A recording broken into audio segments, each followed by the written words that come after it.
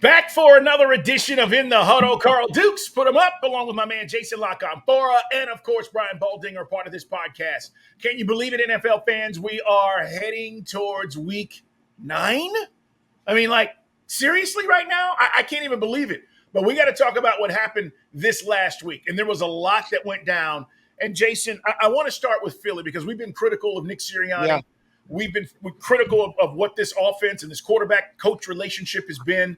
But the Eagles exploded offensively. The Bengals, who were in this game, final score 37-17, they were in this game. And then in the fourth quarter, the Eagles scored 2 touchdowns, basically 13 points. And I'm thinking to myself, okay, I didn't feel like the Bengals were in trouble before this game. And afterwards, I really feel like they're in trouble now. Well, look, Philly, I don't know what they did during their bye, and we can quibble about who the caliber of who they've played and who they haven't played. But they've won 3 in a row. They've scored 75 points. The offense has looked better each week. Saquon Barkley is clearly a scrimmage monster for them. Jalen Hurts is 5 rushing touchdowns in the last couple of weeks, so he's finishing drives for them. They're kind of back to establishing a physical tone with him. And the defense has really has settled down. And it takes some time when you bring in somebody new, and when you bring in somebody like Vic at this stage of his career, there could be some tough love and some adjustment period. And he's not going to be everybody's cup of tea. But and I don't know what Cincinnati's offense is, right? And we've talked about this. They were that juggernaut through the Baltimore game where they lose 41-38. I mean, Cincinnati, Carl, 280 net yards, 17 points against the Eagles. 223 net yards, 21 points against the Browns. One of them was a special teams touchdown. Right. 304 net yards, 17 points against the Giants. That's what they've done. Joe Burrow's now lost 5 straight starts at home since the start of last year. T. Higgins, that situation it's not good. It was never going to be great with him having to play out, a contract here or there. They've got offensive line issues. Shocker. We've heard that before. And the defense has gotten better, but still probably not good enough. And the defense is getting better, not giving away the big play and making people earn it, but it's still a really bad red zone defense, and it's a bad third down defense. And they've dug themselves quite a hole. Yeah, whoever lost that game was going to be in a desperate situation, especially if it was Cincinnati, because they're in the AFC and not the NFC, and they're in the AFC North that has 2 playoff teams in it, whereas we can talk about the NFC East, and we'll get there with that Washington-Chicago game, but, Dallas stinks and the Giants stink. So Philly, even if they lost, was going to be in better shape than the Bengals. But the fact that Philly won and Philly overcame another kind of slow start, which has been their thing, and Philly just road graded them in the second half. Oh, I mean, and that Eagles offensive line, when they're right, they're up there with the Lions, they can take the game over and just maul you. The Eagles are back on track, and they've got Jacksonville this week. Doug Peterson comes back to Philadelphia. I don't think that's going to go very well for Doug Peterson. So, the Eagles are building up a little bit of momentum now. And can Jalen play better? That's the question. And if he can, and they're even more efficient in the pass game, then, if there's a path for them to be an interesting team in January.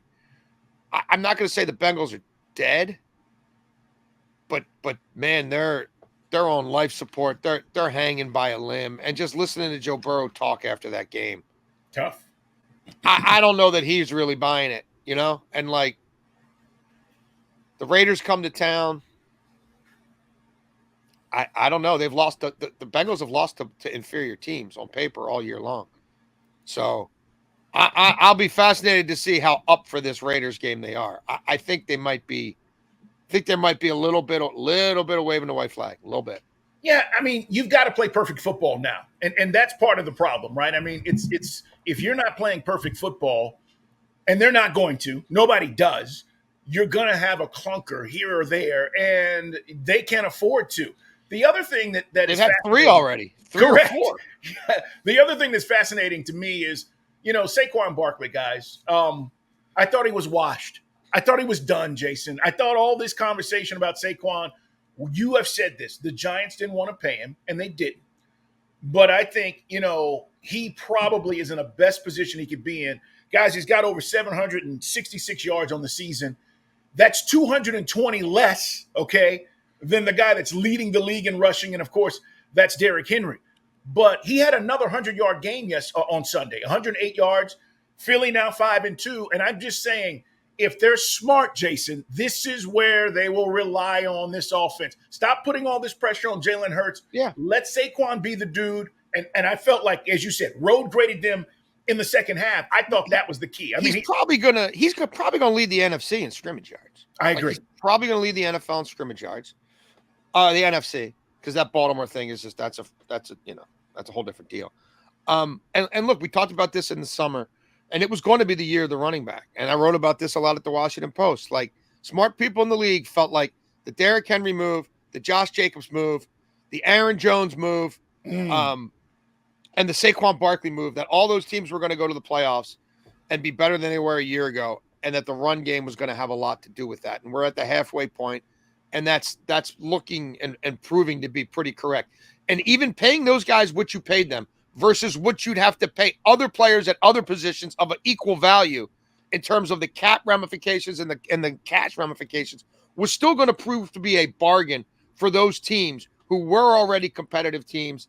And I'd rather get a running back to put me over the top than add another $30 million wide receiver to put me over the top. I can get these guys for 10 a year or 12 a year on a short-term deal. I don't have to guarantee the third and the fourth year and all that stuff.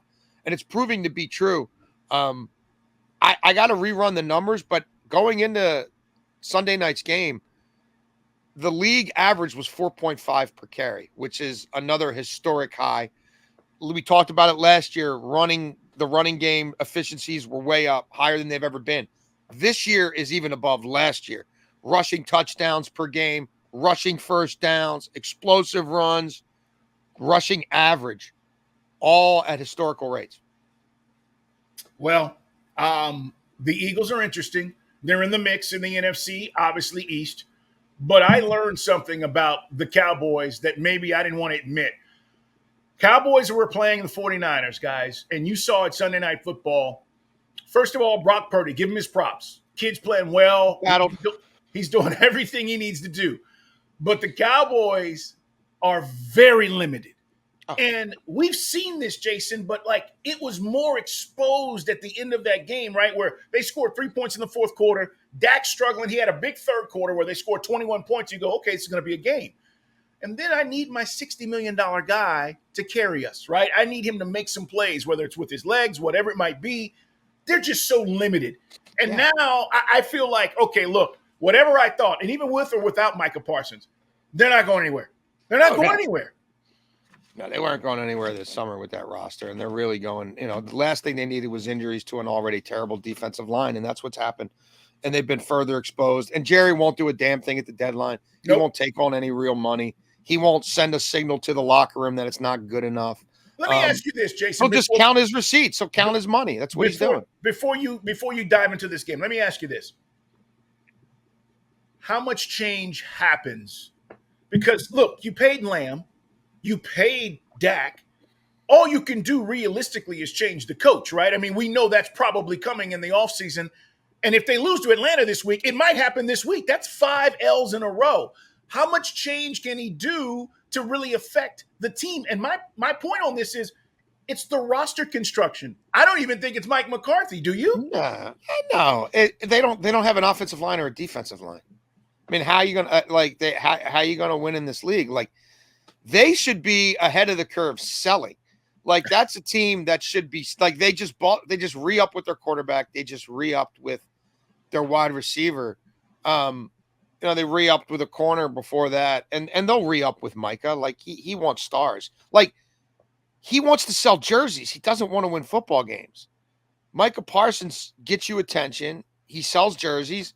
Are they going to win any significant football games with Micah Parsons? I doubt it, because the group around him won't be very good, and he'll be allowed to freelance and do what he does and get sacks, but it won't be a sound, well-constructed team defense. They drafted like shit. They don't want to spend money. Like it's bad. I mean, they're not close. They're nowhere close. Like No. I they need draft picks desperately, and they need to rebuild from the inside out on both sides of the ball. But that's not fun. That's not sexy. That takes time. You know, I don't know, Carl. Like they should be going in a very different direction than Jerry will ever go, because he sells false hope. It's hard to sell false hope if you're ever tearing it down. You know, when you're tearing it down, now you're really just selling the star. You know, he's selling the star plus these delusions of grandeur. You can't have delusions of grandeur when you're trading your best players for pennies on the dollar, but that's where they should be. But they won't be there. And Washington's passing them by, and the Eagles are a better franchise. And if the Giants get a quarterback next year with that defense, They'll be all right. Yeah. Yeah. I agree. They're gonna be all right. Giants have a left tackle, you know, Yeah. like Jerry. I don't think he really does. Like yeah. And look, Atlanta's going to score a bunch of points on them. Does Dallas win that game? Maybe, but like I'm going to play Atlanta's team total over. Like I'm going to play that. Yeah, I just think anytime you lose 5 in a row, it's hard to get out of that hole, and that's what they're approaching coming up Sunday. Here's the deal on Dak, and again, you know, it's not about the money. The money is what it is. We're going to see other quarterbacks surpass Dak Prescott, who are worthy and who are better, but it's timing. And so he got his money, but my issue is a 79 rating, 39 quarterback rating. The 2 picks, you know, you talk about the protecting the ball. Purdy didn't have any. And it's not about throwing for 500 yards. It's just about making the plays you need to make. And then here's the other thing, to your point about the running backs. So they activated Dalvin Cook, right? And all week long, Jason and I heard, oh, Dalvin's ready. He feels good. He's lost weight. 6 carries for 12 yards. He's Get done. There's no explosion. There's no second level. Dude. And I'm not a Dak defender. Like, I'm not a Dak hater. Like, I feel like I've been kind of a middle of the road Dak realist. Like, when he was an upside player with a lot of potential, you saw that you could win with him. But he's not using his legs as much as he used to. He's at a different stage of his career. And now, like, they can't run the ball like they could when he was at his best. And the ball, it's 2 guys. It's a 2-man offense. And even if CeeDee Lamb, like, and CeeDee's going to get his, but dig down on the numbers and look how much of it's garbage time. You know, like he gets his when they stop doubling him and they just play too deep. And if you want to run him underneath for 15 yards he runs for another 5 and you get your 17 or 20, knock yourself out. Yeah. But is it CeeDee Lamb over the top of the defense from the slot when it's 3-3 in the second quarter? No. It's Lamb and Ferguson. Like, I mean, that's their whole offense. That's why he's getting picked off. You know where the ball's going. That's right. And he throws, and then he gets behind, and now he feels like a one-man gang. So he's going to give you one where he just forces it when there's no chance. And we saw it in the end zone a few weeks ago. Like, they're jumping routes. I'm going to leave my guy and go double one of these 2 and break off my stem as a DB to attack Ferguson or Lamb in the red zone, because that's the only place the ball's going. Those are the only 2 you have to cover. I think the Falcons actually beat the Cowboys this week, because they can't run the ball and they can't stop the run. And I think the Falcons are going to come out and run the ball. They very well could. And run the ball. I'm going to like the over more than that. But like, I agree. Listen, I don't even know what the number's, 3 coming up? We'll talk about it on Thursday. But I just feel like with what we know about the Cowboys right now, this is another team that's in trouble. It's in the Huddle, guys. Subscribe, like us, follow Jason LaCanfora, follow Baldy, follow me, and put them up. See Dukes, and put them up across all social media platforms. We talk football right here each and every week. We put out new episodes. Make sure you don't miss one. As we continue to talk about what happened last week, we got to talk about the miracle. Jim Nantz was right when he said this is a miracle. But I think the bigger miracle is nobody expected the Commanders to be this competitive. And I've got to give Dan Quinn credit for hiring his offensive coordinator, give him credit for what he's done. But let's talk about Jaden Daniels, who, oh, by the way, looks miles better than what the number 1 overall pick looks like in the Bears. The Bears quarterback. Caleb. Caleb. Yes, I'm thinking Jaden Daniels. He looks miles better. And the crazy thing is we rarely get a chance to see guys who get drafted 1-2 play each other, right? That was the case on Sunday, and it was just blatantly obvious. I felt Caleb played scared in that game. He didn't have control of the things we saw him have control over, Jason, in weeks prior. We can talk about the Hail Mary in a second, but the game itself, I just feel like Jaden Daniels is on that next level right now. Oh, for him to have not practiced much last week, this early in the season, and face a defense that's been a top 5 NFL defense since basically a calendar year, right? Since they got sweat at last year's trade deadline, that Bears defense went from good to great. And so he doesn't have the physical reps that he would normally get. Everybody's obsessed on every detail about his ribs. There's all of that swirling. Like the whole city now is got Commander's fever, and it's all about Jaden Daniels. Yeah. And it's all on his shoulders. And they come out and they're the better team and they move the ball better, but they're not getting touchdowns. And then, the Bears finally take that lead. And for him to do what he did, look, huge hat tip to Matt Eberflus and the fraudulent way they coached.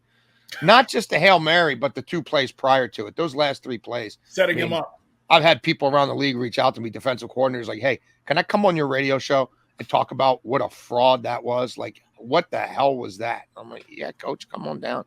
But you got to take advantage of it. And you still got to have the composure, right, and the wherewithal to put your team in a position where you can fling it down there and see what happens. The one for 15 yards to Scary Terry is probably more egregious than anything else. And then the 3-man rush. Like, what were those 350, 300-pounders going to do against their 5? You know what I mean? Like 3 out-of-breath defensive linemen pretending to rush the quarterback. Again, you got the guy yelling at the fans. I mean, it's malpractice. But Jaden Daniels was the better player, and Jaden Daniels kind of willed them to that win. And there is a pizzazz it factor about Jaden Daniels that's been there every week. Even that first game against the Buccaneers where, you could tell by halftime they weren't going to win. The way that kid battled through that game, some of the plays he made in that game, how efficient he was in the passing game in that game. It's incredibly impressive. And that's a huge win on so many levels, from a confidence factor, from a reestablishing some semblance of a home field advantage, which they really haven't had since they built that thing out in, PG County. Yeah. Like from you just look at the tie-breaking ramifications of that potentially. And it's huge. Absolutely huge. The thing nobody's talking about is Washington's defense. Like, it ain't last year's defense. It's not. And it's been getting better week by week by week. Even a lot of things they did against that vaunted Ravens offense, I thought were pretty impressive. Yeah. So listen, Washington's defense is not a sieve. Like, it's not what it used to be. I agree. DQ can coach defense, man. Listen, we gave him crap, and when it fell apart in Atlanta as a head coach, and obviously 28-3 is on the resume, but he's always been a very good defensive-minded guy, whether it be Seattle where he got Super Bowls, in Dallas when he moved on and had them rolling. I mean, I'm with you. They're doing a really good job defensively. But, Jason, nobody is also talking about the fact that they broke the Bears off for 168 rushing yards. Robinson, Eckler, hell, Jaden Daniels ran for 52 yards. So that's the other part of this. They can run the football, too. Listen, I think the offensive line is more than decent, and they can absolutely road grade you. And they've got a 4-headed monster in the run game. No, they're going to be a tough out. They're the best team in that division.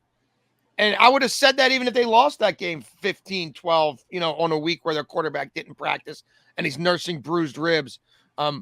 Those guys knew what he played through there. And for him to be that effective and continue to extend plays with his legs, like they're building up so much sort of fortitude and belief.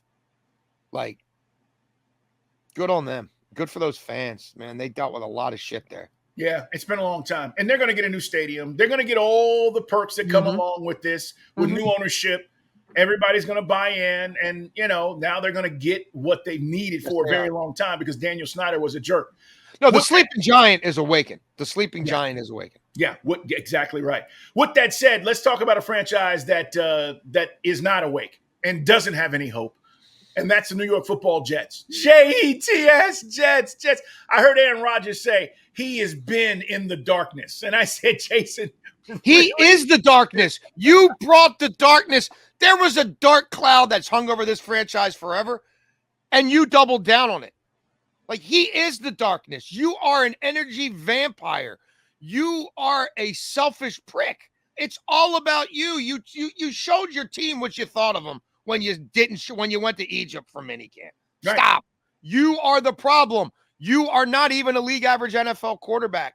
Your compete level sucks. Your effectiveness sucks. Your mentality sucks. Your body language sucks. Body language is a big part of it. Let me ask you this, though, because I didn't think it was going to happen. If they were going to win any game this season, I was giving them this game against New England.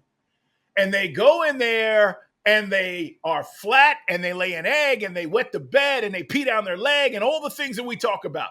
And I'm like, if it could only get any worse for the Jets. So who do you blame now? That is my question. Who do you point the finger at now? I blame Woody Johnson the most. He's the fool who endorsed all this and co-signed it and bent over for a player who'd never done a damn thing for his franchise. And if you watch the film and talk to anybody who knows what they're doing in the league, he never was going to win anything for your franchise. But you made him the most important player.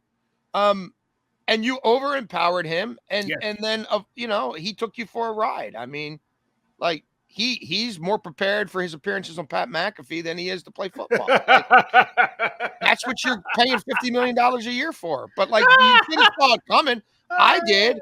I'm going to make a lot of money off your half-ass bullshit football team again this year. Plus money for the Jets to miss the playoffs. Vegas don't give it away very often, but when they do like that, you need to take it.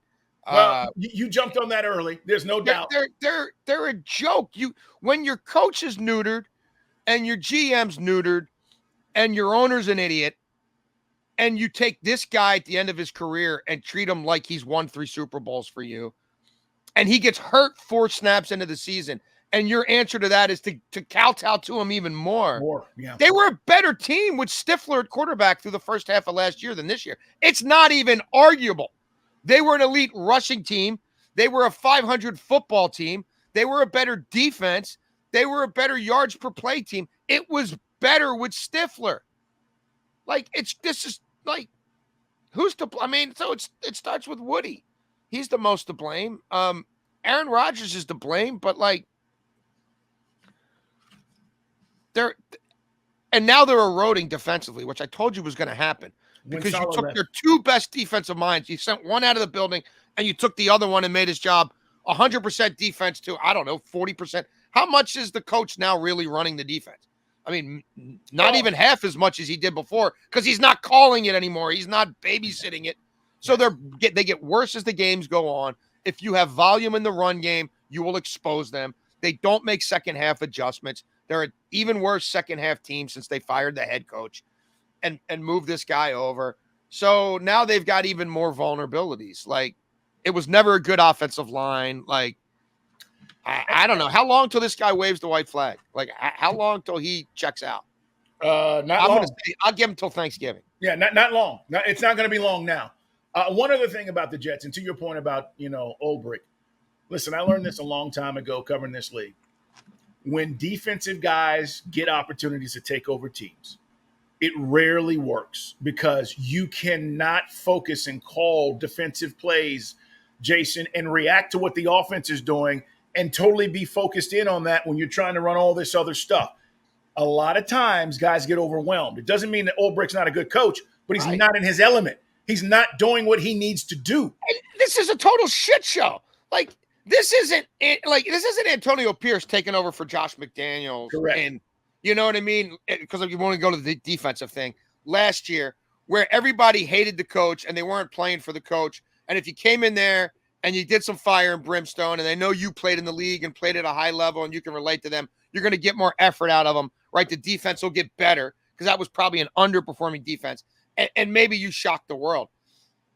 That's not, this was, hey, go salvage a team that is built horribly, but thinks it's going to the Super Bowl because the delusional quarterback's telling everybody they're going to the Super Bowl. Like, this is so much more toxic. There's so many more personalities to deal with. And Mark Davis might want you to have lunch with him at P.F. Chang's every once in a while. But you don't have to babysit him like you have to babysit Woody Johnson 24 hours a day. Like, it's unfair to Auburn. The whole thing was a scam. The whole thing was a scam. Like, it had no chance of working, him having to take this whole thing over. And the last 3 weeks, the Jets are 26th in rushing defense EPA, 27th in rushing defense success rate, and they've allowed 6 rushing touchdowns in the last 3 games. But you tell me how this has made them better. It's in the huddle. Jets, they are not headed in the right direction, and I don't think they will be. It's just a fact of one of these teams this year that we've talked a lot about that was overhyped, overrated, and now we're seeing it come to fruition. All right, Jason, let's talk about what we saw last night. Every week on my national show, I get Steeler fans saying, hey, Tomlin hadn't won a playoff game since blah, blah, blah. And I always respond to them, if I told you you'd have winning seasons for 17 straight years, what damn market wouldn't take it? You tell me what owner wouldn't take it. And they can never respond. And here we are talking about the Steelers, who are now in the thick of it, 6-2. Baltimore's 5-3. A team that we kind of thought, all right, will they figure out the quarterback situation, not knowing what that was going to look like going into the summer after they signed Fields and Russ. Okay, what's your evaluation now? We are 8 weeks into the season. Steelers legit, and what do you think about Russ? I think if you strive for balance, and I think that's what most NFL coaches will do, and I think that's what ultimately carries the day in this league. The most balanced teams have the best, most balanced teams with a competent quarterback, right? If you are a balanced offense, defense, special teams, and you have a competent quarterback, then you're in the hunt. They might have the best special teams in the NFL. Agreed. They've got a top 8 defense in the NFL. And the offense is trending towards at least league average since they made this change. And really, even with what they were doing towards the end with Fields, when he started finishing drives with his legs in the red zone and the scoring went up a notch and it was a few more touchdowns and a few fewer field goals, they were already trending in that direction. They don't beat themselves, right? They don't turn the ball over, and Russ isn't going to turn the ball over. They've built up a lot of capital and a lot of wins, and they have yet to play a division game. And the reality is, by the time they get the Bengals might already be cooked. Yep. The Browns already are cooked, and Mike Tomlin doesn't get swept by the Ravens. Doesn't happen. So if they go into those Ravens games with a 1-game lead and they hold serve, guess what? They're probably winning the division, and they're 1 up on the Ravens right now. So, yeah, they're legit. Could it be a top 5 defense, top 5 special teams, and top 10, top 12 offense? I don't think that's out of the realm of possibility. Can you win a Super Bowl that way? I mean, you could certainly compete for one. Are you beating Patrick Mahomes in Arrowhead? I don't know who's doing that. And guess what? Patrick Mahomes, I'm going to give you a little news flash. He ain't going on the road this year. Kansas City's going to get the 1 seed in the AFC, and they'll probably have it wrapped up by Christmas, maybe a week before that. So guess what, AFC? You had your chance last year and you blew it. This year, it's the Arrowhead Invitational. So can they do that? I don't know. I mean, there's only one team that's done that, right? Cincinnati a few years ago. Yeah. But can they be in that game? Yeah, they can. They're running the ball, and the offensive line now finally looks like it's gelling. And that's a really good starting point on offense. And Cordarrelle Patterson will be back in a few weeks. And if they've got that multiplicity in the run game, and Russ isn't going to throw a lot of picks, he's just not. And he and Pickens have a connection, and the tight end is more than solid enough. Yeah. And they're going to add another receiver. Like, is Mike Williams going to put them over the top? No, but Mike Williams with this version of George Pickens, with Austin running around and with Jefferson running around, like, okay, I'm buying that unit in its totality. You've got now a couple of guys who can stretch the field. So, and I think they'll get healthier. I think Joe Herbig will come back. Watt has started to look a little better to me now than he did in late September, early October. Like, yeah, and they've got one of the best coaches in NFL history. That they're not going to be an easy out. Like, they're just not. The games aren't going to be super sexy, but they don't need to win sexy. They like winning ugly. They know who they are. They're comfortable with who they are. And, like, everyone talks about starting quarterbacks. But let me ask you this. They've won 4 games with one guy and 2 with the other. Who has a better quarterback room? Nobody. Who has a better quarterback room Nobody. than the Pittsburgh Steelers right now? Yeah, you trust both. You know, if God forbid something happens. I agree, Jason. That's a great point. When you start talking about down the stretch here, where you still have 8 or 9 games left. Here's the interesting thing, and we'll talk about this Thursday. Baldy will give us his breakdowns. They're at the Commanders after that big emotional win Sunday. But then, to your point, they get Ravens at home, at Browns, at Bengals to start their division play November 10th, 17th, 21st, and then you get into December back at the Bengals. They're going to find out pretty quick what this division is going to look like, right? I mean, it's not going to be – we don't have to wait till the end of the season when they play the Bengals on January 5th. They're going to figure this out pretty quickly here, which is like, this is why we said the cream's going to rise, guys. Over the next few weeks, Jason, Baldy, and I have been talking about this. We're going to see teams that you say, hey, I think they're really good, and I like this and I like that about the Jets on the opposite end of that. They weren't even close. You're seeing the Steelers, who you had questions about, who are getting better as the season goes on. And, Jason, you're right. If they make a move before the deadline, November 5th, they will. I think it takes them. I think it takes them to another spot, man. I think it takes them to another level. It's in the huddle, guys. We're talking all things NFL. Subscribe, like us, and you can watch us live on YouTube as well. Here's the deal. As we go back and talk about Week 8, Jameis effing Winston. How often did we say that it looked like, and it was true, that Deshaun Watson did not want to push the ball down the field? He was afraid. He was timid. He's not playing with confidence. The injury happens. We know he's done for the season. And Jason, I'll be damned. It looked like it should have been an interception before Winston throws the touchdown. And Paul Hamilton dropped the same ball 3 times. The ball's on him, though, right? Most quarterbacks, you know this, would have said, there's no way I'm throwing this ball. Yeah. And Jameis Winston almost throws the pick and comes right back and hits his guy in stride. Tillman wide open. All right, so the Browns win, guys, 29-24 over the Ravens. This was a great game, by the way. Tell me about the last series with Lamar and the offense. What in the hell happened? Because I heard Lamar talking about the Browns' defense, and I was like, are you telling me you were confused? Or what was going on there? Well, I mean, the Ravens live in heavy personnel, and the Browns, we talked about it a little bit last week, the Browns they were the number 1 team by a country mile stopping the run when you have 21, 22, 12, or 13. When you have the fullback on the field and you have multiple tight ends on the field, which the Ravens do more than anybody else, the Browns were shutting that stuff down.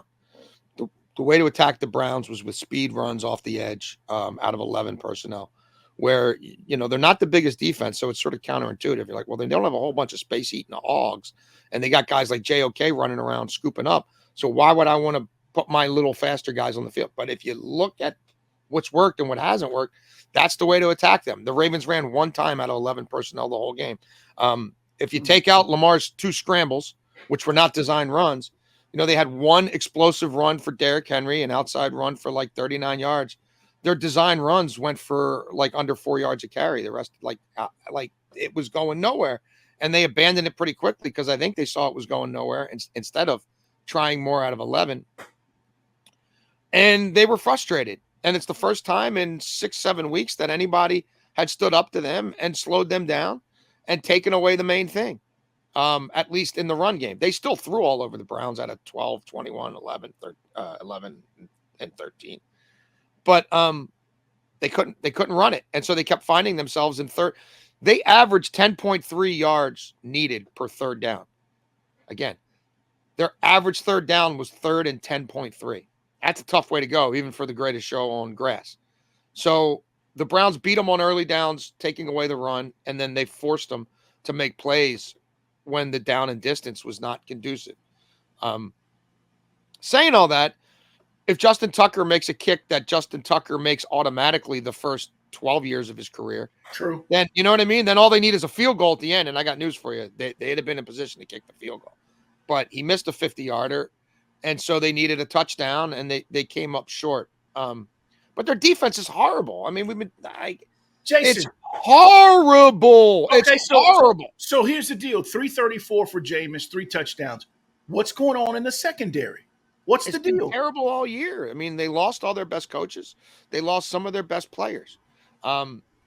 Zach Orr might prove to be a great defensive coordinator and a future head coach, but Zach Orr, with the staff they put around him, had no choice, no chance. And they brought Dean Pease in. They brought him in too late. Dean Pease should have been here in January. He should have been part of the original staff. They scrambled to bring him in October with the whole thing falling apart. Roquan Smith is a shell of what he was with Patrick Queen. Kyle Hamilton was, I thought, going to win the Defensive Player of the Year award. I wouldn't put him on a Pro Bowl ballot right now. Justin Madubuike was not going to get 14 sacks again. Like, he wasn't. And he's still really good, but he's not transcendent. I mean, they're 27th in the league in pressure rate. They get the edge rushers are like, they had Clowney. They let a double-digit sack guy go to the Panthers, and they replaced him they told you David Ajabo. We got that one right. David Ajabo was a healthy scratch in this game.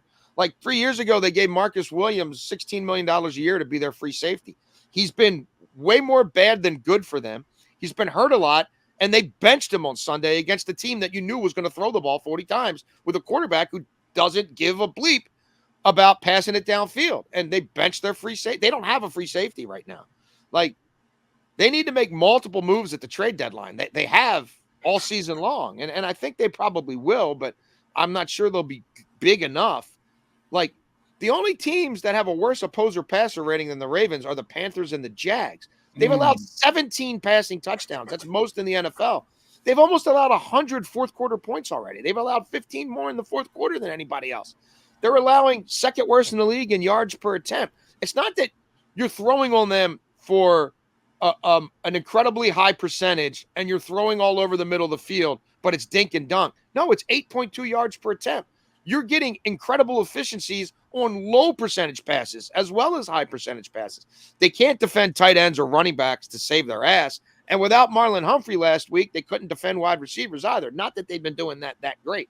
Like, they don't turn people over. They drop interceptions more than any team I've ever seen. Like, there's miscommunication breakdowns in the secondary, multiple, every single week. They don't make great second half adjustments. I mean, you watch Jameis Winston in that offense for the first time, and Jameis starting a game for the first time in 2 years. You'd think after the first 2 quarters you'd have a handle on what they're doing. They scored 23 points in the second half. Yeah. Jameis comes out of the tunnel 5 for 5, 65 yards and a touchdown. Plus 17, plus 7, plus 5, plus 14, plus 23 touchdown. That's the drive out of the half. So much for your adjustments. And then when he needs a touchdown at the end of the half, at the end of the game, he's got Cedric Tillman wide open in the end zone. Gets it. Like, so you give up 9 more points and 100 more yards in the fourth quarter. Like, yeah, this is my concern. Look, I like the Ravens a lot, and Jason's in Baltimore, guys, and he sees that team every day.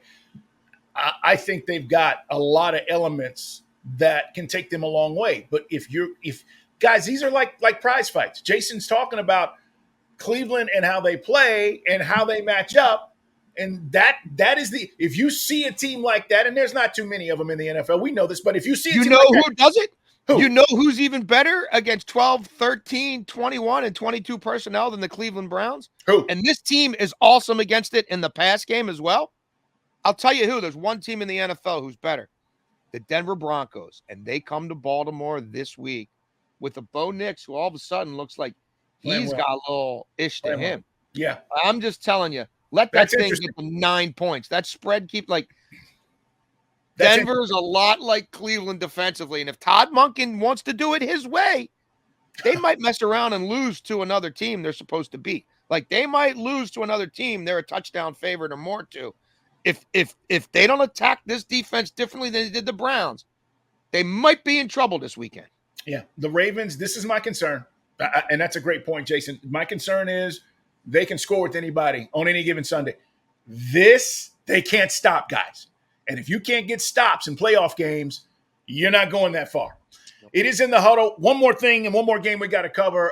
We'll be back on Thursday to give you a preview of all the games coming up. Jason's talking about that Ravens game. That's big. I mean, there's a bunch of games that are going to get very interesting as teams start to shake out here. But we got to talk about the Houston Texans. And real quick, before we get into the Texans and what we think about them as a team, I'm starting to have reservations about Anthony Richardson. 10 of 32 10 of 32 for a buck 75, a Yeah. touchdown. Now, he did miss 3 games. Okay. He had the hip injury. But Jason, this kid's not going to last. He was sacked 5 times. He was hit 8 other times in this game. And then the funniest thing, and it's not funny because I'm almost like, come on, man, get in shape. He subbed himself out after a run and said, "Oh, I was, winded. I was mad tired." Come on, Anthony, get in shape. What the hell's going on here? I talked to a lot of people about this situation a few weeks ago, wrote about it at the Washington Post. I think we talked about it briefly here as well. They should have just stuck with Flacco for a multitude of reasons.